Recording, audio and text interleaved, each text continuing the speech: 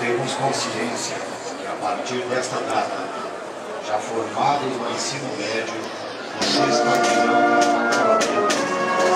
Alguns estarão mais próximos profissionalmente, como policiais e bombeiros militares, profissionais da educação. Outros seguirão caminhos diferentes. Porém, o mais importante é que o colégio da Polícia Militar sempre guardará em nossos corações.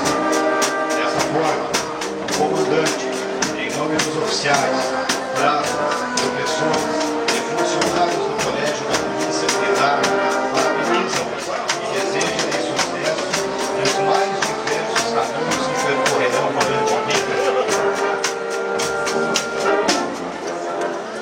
Encerrando esta solenidade, teremos o brado dos formandos, sendo este o último deslocamento em marcha como alunos do Colégio da Polícia Militar do Paraná.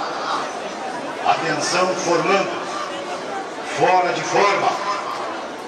Marcha!